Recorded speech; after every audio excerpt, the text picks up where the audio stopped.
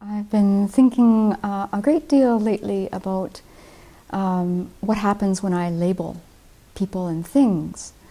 And there was a person that was the subject of my labeling for a long time, for a number of years. And I'm going to relate this story, and I'm a bit embarrassed to relate it now, but I had a lot of people agreeing with me at the time. So there was a lot of justification to do this labeling. So before I tell you who I was ranting and raving about, in retrospect, I see that in doing that, even though I was feeling totally justified and backed by thousands of people in the province of Alberta, I now see that I was stripping that person of his humanity, and I was just creating such a lot of negative karma that I still have to purify. And of course my love and compassion for this person was completely absent, but I was right at the time. So there was justification for that. So the other thing that was not going on for me at the time was that I had no dharma behind me, so this idea of this person being a mere appearance and being merely labeled was not in my purview at all. The fact that his actions and who he was were impermanent, and this would just, all of this would come and go, wasn't even a concept. He was inherently existent, and also his choices were inherently existent, and the pain he was causing everyone in the province, in my opinion, was inherently existent. I was totally convinced of this. So the person that I'm going to talk about now was a person who was the Premier of Alberta, and his name is Ralph Klein. And for Americans, you're going to go, who? And it doesn't really matter who it is, because he, like many other politicians, fall into this role of a person that we love to attack. So Ralph started off his career in life as a television reporter. He was really gifted. He was a wonderful speaker. He could really connect with people. He was he was a guy for the common people. And this really appealed to, I discovered, most Albertans. And from there he went on and entered politics and was the mayor of Calgary for a few years and was wildly popular.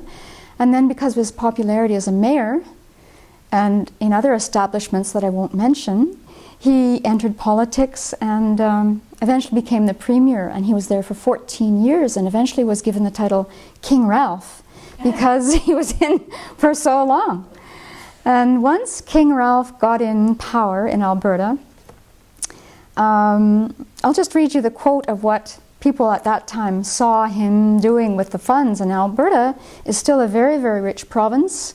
We're oil and gas rich, and at the time there was no need for this kind of slashing, but this slashing occurred in his administration. So he slashed funding to the arts, he closed hospitals, he laid off thousands of nurses, he cut funding to education. And of course that was my power button right there, because at the time I was a teacher, and every year that he was in power we saw less and less money hitting the schools, and class sizes were building, and kids were suffering, and teachers were suffering, and students weren't getting the kind of education that they could have had given the amount of wealth in the province. So with that backdrop, I started ranting and raving about Ralph Klein.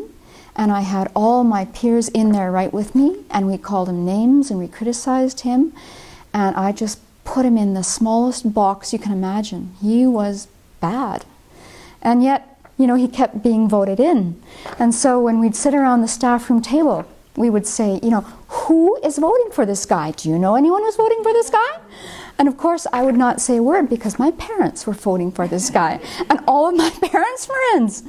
And so, at family dinners, eventually my dad would say, because I'd start on my rants about Ralph Klein, the person they voted for, and he'd eventually say, I think family dinners is not the place to talk about politics.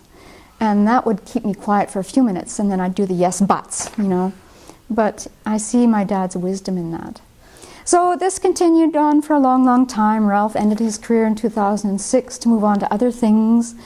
And I could still rant and rave about him, except then I came to the Abbey and, that sort of quelled that. But what really cured my view of him was when I found out in 2011 So Ralph had left politics in 2006, and he was doing the corporate thing and having, I think, quite a nice life. He had some kind of game show. He was being consulted by people all over North America and Canada and US for his savvy, and he has lots of savvy. And then one day I was traveling in a car with someone, and it was during the period that I was out of the States, and I was waiting for my religious visa, and my friend was listening to the news, and the big news flash in April of 2011 was that Ralph had been diagnosed with dementia, and in particular a kind of dementia called Perk's disease, which I'd never heard of, or Pick's disease.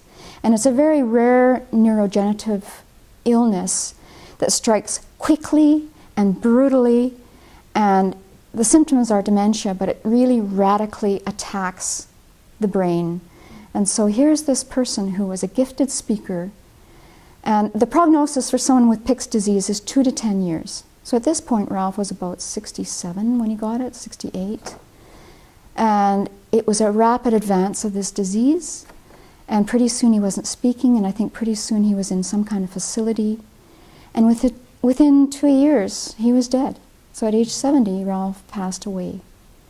And so this life, that he had built up, I'm sure he was quite wealthy.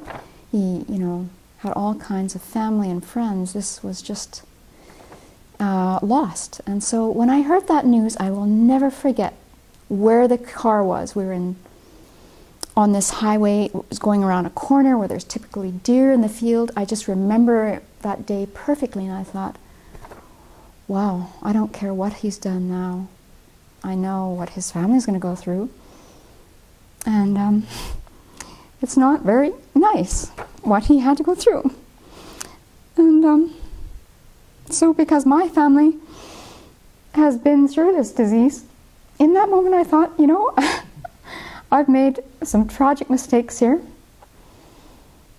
All the things I said about Ralph were said from a mind that was afflicted. Here's a guy who's just a human being, and at the time he was doing, actually, I'm convinced that he thought he was doing the best thing for the province and being financially responsible. And so I think the lesson I learned from that is that whatever is going on in another person's mind, they are absolutely doing the best thing they can at the time. And to the rest of us, it may look like profound mistakes, and all of these mistakes he was making was affecting thousands of people. And in so many areas of the province, people were suffering. But, he was this human being just doing the best he could. And so, wherever Ralph is right now, I will certainly make prayers for him to have a precious human rebirth, and may he encounter the Dharma at some point. And maybe he'll even show up at the Abbey. Who knows? But labeling with an afflicted mental state is a tragic mistake.